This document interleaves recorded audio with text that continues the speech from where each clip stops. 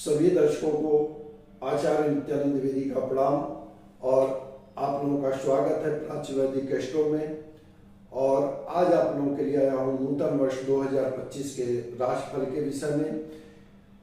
पिछली वीडियो में हमने चर्चा की थी मेष राशि मेष लग्न वालों के लिए 2025 का नूतन वर्ष किस प्रकार के परिणाम देगा, और आज हम चर्चा करेंगे नूतन वर्ष 2025 में वृष लग्न और वृष राशि वालों के लिए किस प्रकार से ग्रह परिणाम देंगे।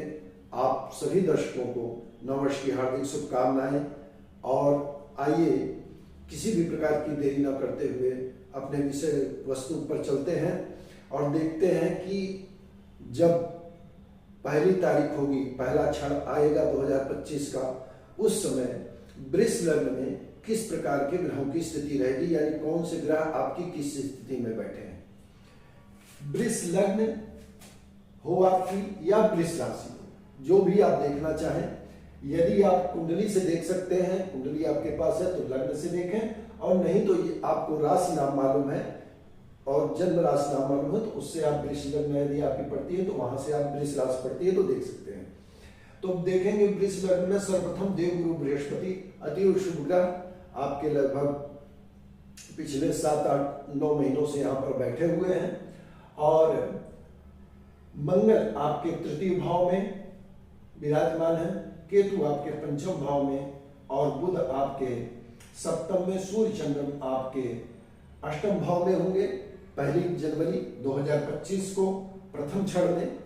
और साथ ही साथ शनि और शुक्र का योग होगा आपको 1 जनवरी 2025 को आपके दसम भाव में। राहु की युति होगी आपके लाभ भाव में। अब देखेंगे कि किस प्रकार से ग्रह, सर्वप्रथम हम पहले लग्न भाव से शुरू करेंगे। लग्न भाव में देवगुरु बृहस्पति यहाँ पर विराजमान है। देवगुरु बृहस्पति कहीं भी यदि लग्न में बैठे हो तो कहा जाता है कि लाखों दोषों को, यदि आपके अंदर लाखों दोष भी विद्यमान हो तो देवगुरु बृहस्पति की कृपा से वो दूर हो जाता है। यानी 9 महीनों से, पिछले 9 महीनों से आप देवगुरु बृहस्पति की कृपा का अनुभव कर रहे हैं। और इस वर्ष भी लगभग अप्रैल माह तक आपको देवगुरु बृहस्पति की कृपा मिलती रहेगी। लग्न में बैठ करके वे अपनी पंचम दृष्टि से आपकी ज्ञान बुद्धि विद्या को बढ़ाते रहेंगे, आपके एजुकेशन में आपके सहायता करेंगे। लव रिलेशनशिप आपका अच्छा बना रहेगा। हालांकि केतु यहाँ बैठा हुआ तो कुछ दिखते हैं, फिर भी देवगुरु बृहस्पति की कृपा के कारण कुछ उसमें अवश्य ही लाभ आपको मिलेंगे। साथ ही साथ देवगुरु बृहस्पति की नवम दृष्टि आपके भाग्य भाव पर पड़ रही है। देवगुरु बृहस्पति का नवम भाव में बैठना, नव भाव को देखना सर्वोत्तम माना जाता है। तो अभी आपकी ज्ञान बुद्धि विद्या भाग्य आपका शरीर तीनों साथ आपका दे रहा है। और देवगुरु बृहस्पति यहाँ पर लगभग अप्रैल माह तक विराजमान रहेंगे। इसके बाद देवगुरु बृहस्पति आपकी लग्न से द्वितीय भाव में संचरण कर जाएंगे। तो द्वितीय भाव में मई से जब संचरण इनका हो जाएगा तो वहां पर देवगुरु बृहस्पति आपके धन कोष की वृद्धि करेंगे। धन भाव आपका समृद्ध हो जाएगा, आपका कुटुंब बहुत समृद्ध हो जाएगा। साथ ही साथ उनकी पंचम दृष्टि आपके ऋण रोग शत्रु भाव पर पड़ेगी तो ऋण रोग शत्रुओं को नियंत्रित करेंगे। ऋण रोग शत्रुओं से संबंधित आपको यदि कोई भी समस्या चल रही हो तो देवगुरु बृहस्पति की कृपा से दूर हो जाएगी। साथ ही उनकी नवम दृष्टि जो पड़ेगी वो आपके दसम भाव पर पड़ने लगेगी। तो अभी यदि आपका व्यवसाय है, कारोबार, उसमें किसी भी प्रकार की दिक्कत समस्याएं चल रही थी वो भी दूर होगी। हालांकि इसमें समस्याएं नहीं चल रही होंगी क्योंकि शनि और शुक्र यहाँ पर पहले से विराजमान है, लेकिन फिर भी देवगुरु बृहस्पति के आने से आपको यहाँ पर शुभ परिणाम मिलने लगेंगे। तो देवगुरु बृहस्पति संपूर्ण वर्ष में अप्रैल के माह तक आपकी लग्न में संचरण करेंगे। उसके पश्चात पूरे वर्ष आपके द्वितीय भाव में संचरण करेंगे। दोनों संचरण आप लोगों के लिए सुखद और आनंददायी है। बात करेंगे मंगल की। मंगल आपके तृतीय भाव में 1 जनवरी 2025 को बैठे हुए हैं और ये मंगल बैठ करके आपकी उच्चतम दृष्टि दे रहे हैं आपके भाग्य भाव पर। तो भाग्य जागृत रहेगा, भाग्य से आपके उन्नति होती रहेगी। साथ ही साथ यहाँ से चौथी दृष्टि उनके ऋण रोग शत्रु भाव पर भी है। तो ऋण रोग शत्रुओं को देखेंगे, मंगल का देखना, ऋण रोग शत्रुओं को देखे हो, बैठे हो तो आपके ऋण रोग शत्रुओं पर नियंत्रण रखते हैं। मंगल की अष्टम दृष्टि देखें आपके दसम भाव पर पड़ रही है तो मंगल का दसम में देखना बैठना सर्वाधिक शुभ माना जाता है। तो कारोबार भी आपका अच्छा चलेगा मार्च तक का। मार्च तक यहाँ पर रहेंगे। इसके पश्चात मंगल आपकी कुंडली के 12वें और 8वें यानी कि रोजगार स्थान के और 12वें स्थान के कारक हैं। लगभग जितने भी भाव में संचरण करेंगे अष्टम भाव को छोड़कर, क्योंकि 8वें भाव में जब जाएंगे तो आपके रिलेशनशिप खराब हो सकती है यहाँ पर, और साथ ही साथ आपके बाहरी संबंध कुछ लोगों से यदि है उनसे भी संबंध आपके खराब हो सकते हैं। इसके अलावा बाकी सभी अन्य चीजों में आपको मंगल लगभग पूरे वर्ष आपको अच्छे रिजल्ट प्रदान करते रहेंगे।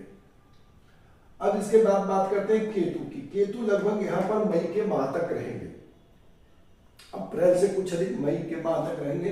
तो केतु यहाँ पर बैठे हुए आपके पुत्र रिलेशनशिप को थोड़ा खराब कर रहे हैं।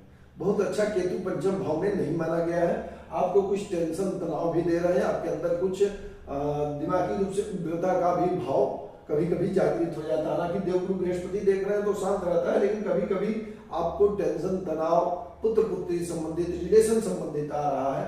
तो वो तनाव जब केतु यहाँ से हट करके आपके चतुर्थ भाव में आ जाएंगे तो पंचम भाव से संबंधित यदि दिक्कतें आपको आ रही हैं, लव रिलेशनशिप में दिक्कत आ रही है, पुत्र की प्राप्ति में, पुत्र पुत्री की प्राप्ति में दिक्कतें आ रही हैं, तो वो समस्या आपकी दूर हो जाएगी। और यहाँ पर लगभग मई के माह से ये केतु का संचरण चतुर्थ भाव में होने लगेगा।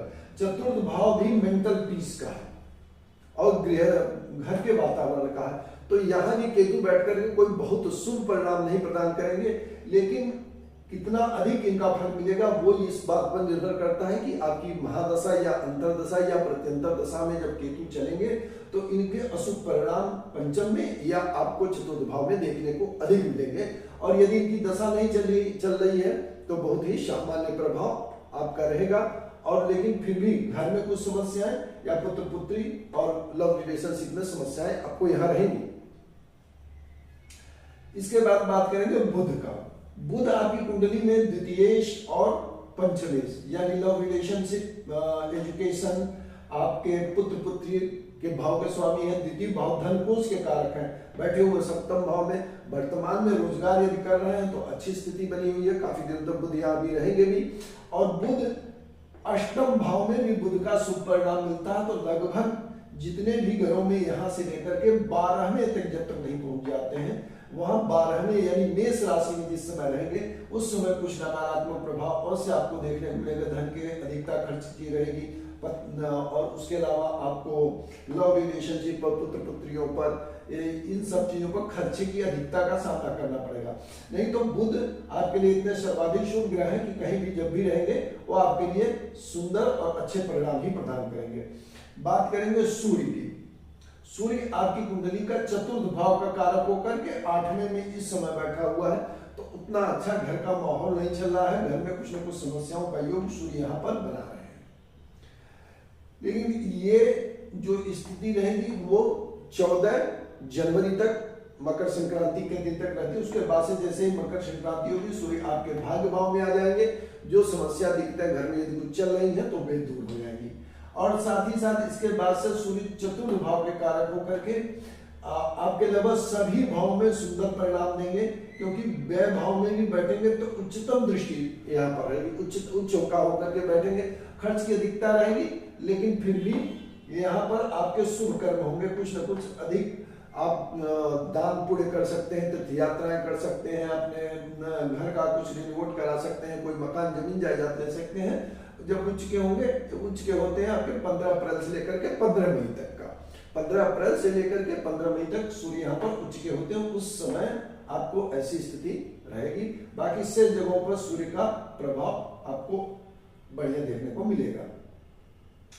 बात करेंगे शनि देव की। शनि वृष लग्न की कुंडली में सर्वाधिक शुभ ग्रह माने जाते हैं, क्योंकि ये आपके मकर लग्न कैप्रिकॉर्न जैसा आप जानते हैं इसके स्वामी हैं। आपकी कुंडली के 10वें भाव के यानी एक्वेरियस के कुंभ के स्वामी हैं, और अभी 2 सालों से अपनी मूल त्रिकोण राशि में बैठे हुए हैं यहाँ पर 10वें भाव में। यानी यदि आप जॉब में हैं तो आपकी जॉब स्टेबल है, यदि आप व्यवसाय करते हैं कोई तो व्यवसाय में तरक्की है, यदि आप कोई अपना प्रोफेशन चलाते हैं तो उसमें भी शनिदेव आपका सहयोग कर रहे हैं, क्योंकि शनि क्या आपका कर्म है, कर्म भाव है। दशम का मालिक आपके टोटल कर्मों का रिप्रेजेंटेशन करता है, यानी कि शनि आप कोई व्यवसाय कर रहे हैं, कुछ भी जो भी कर रहे हैं उसमें आपको शुभ परिणाम देखने को मिल रहे हैं। और शनि यहाँ पर 29 मार्च 29 मार्च 2025 तक रहेंगे और तब तक शुभ परिणाम आपको मिलते रहेंगे। इनकी वर्तमान में जो दृष्टि पड़ रही है, तृतीय दृष्टि पड़ रही है मेष राशि पर नीचतम, यानी खर्च में कहीं कहीं दिक्कतों का सामना करना पड़ता है आपको, या खर्च किए से अनावश्यक खर्चों से आप बचने का प्रयत्न करते हैं। कुछ आपकी यह प्रवृत्ति होती है कि हम खर्च न करें, खर्च न करने की प्रवृत्ति एक बनी हुई है जो 12वें भाव पर है। साथ ही साथ इनकी सप्तम दृष्टि पड़ रही है आपके जमीन जायदाद भूमि भवन माता के सुख पर, मेंटल पीस पर। तो शनि जैसा पाप ग्रह यदि सप्तम भाव से आपके गृहस्थ स्थान को देख रहा है तो लगभग 2 सालों से आपने देखा हो कि घर में कहीं ना कहीं कुछ हल्की फुल्की दिक्कतें हैं आपको आ रही है, कुछ समस्या आ रही है, मेंटल पीस उतना अच्छा नहीं है। और इनकी दशम दृष्टि पड़ रही है आपके रोजगार स्थान पर, तो कोई रिटेल बिजनेस कर रहे हैं, कोई ऐसी चीजें कर रहे हैं, तो शनि की कृपा से आपका रिटेल बिजनेस व्यवसाय अच्छा चल रहा है, क्योंकि कर्म को वो स्वयं बढ़िया अच्छा बनाए हुए हैं। और 29 मार्च के बाद शनिदेव अपनी राशि को परिवर्तन कर लेंगे, लाभ भाव में आ जाएंगे। तो आपका भाग्य भाव, लाभ भाव, दशम भाव का अधिपति लाभ भाव में हो गया तो सर्वोत्तम शुभ योग होगा। और आगे भी वृष लग्न वालों को 2.5 सालों तक जब तक देव यहाँ पर शनिदेव रहेंगे तब तक आपको शुभ परिणाम मिलेंगे, यानी कि व्यवसाय में कुछ और उन्नति मार्च के बाद से आने वाली है, कुछ नए और व्यवसाय में आप तरक्की कर सकते हैं। नौकरी है तो उसमें पदोन्नति हो सकती है, प्रोफेशन में कुछ और अधिक मल्टीपल करने का कोशिश आप प्रयत्न कर सकते हैं। इसके अलावा आप इनकी दृष्टि पड़ेगी आपके स्वास्थ्य भाव पर, तो स्वास्थ्य में तृतीय दृष्टि जहां भी इनकी पड़ती है वो भाव कहीं ना कहीं कुछ ना कुछ डैमेज होता है, कुछ ना कुछ दिक्कतें समस्याएं वहां आ जाती है, तो स्वास्थ्य को लेकर के आपको सचेत रहना चाहिए। इसके अलावा यहाँ से इनकी सप्तम दृष्टि पड़ेगी पंचम भाव पर, तो वृष लगने के लिए शुभ होते हैं, तो सामान्य परिणाम यहाँ पर देंगे, ज्ञान बुद्धि विद्या को स्थिर रखेंगे और आपके अंदर जो फाइनेंस से संबंधित जानकारी है, फाइनेंस से संबंधित चीजें हैं, वो आप बहुत अच्छे से मैनेज कर पाएंगे, क्योंकि शनि फाइनेंशियल मैनेजमेंट को बहुत अच्छा करते हैं यदि वो शुभ भाव में हो और शुभ प्रकार के घरों के स्वामी हो। तो निश्चित रूप से आपके दोनों जो शुभ भाव हैं उनके स्वामी हैं, तो आपके लिए फाइनेंशियल पोजीशन बहुत अच्छी रहेगी, उसके विषय में आप बहुत अच्छा प्रयत्न करेंगे और उसमें सफल रहेंगे। साथ ही शनि की जो दशम दृष्टि रहेगी वो आपके अष्टम भाव पर आ जाएगी, अष्टम भाव पर पड़ेगी, तो यहाँ पर देखेंगे और यहाँ पर कहीं ना कहीं कुछ आपको स्वास्थ्य संबंधित यानी कि अंदरूनी शक्ति में दशम भाव को देखेंगे तो कुछ आपको देखेंगे कि आपको अंदरूनी शक्ति में कुछ दिक्कतें समस्याएं आ रही हैं, यानी कुछ वीकनेस, कुछ कमजोरी, कुछ थकान आप महसूस करेंगे, मतलब ऊर्जा का प्रवाह उतना अच्छा नहीं रहेगा जीवन में, शक्ति में। और बाकी लाभ आपका बेस्ट रहेगा और साथ ही साथ ज्ञान बुद्धि विद्या अच्छी रहेगी और कर्म भाव लाभ भाव अच्छा बना रहेगा आपका। अब इसके आगे बात करते हैं राहु की। राहु किस प्रकार के परिणाम देंगे?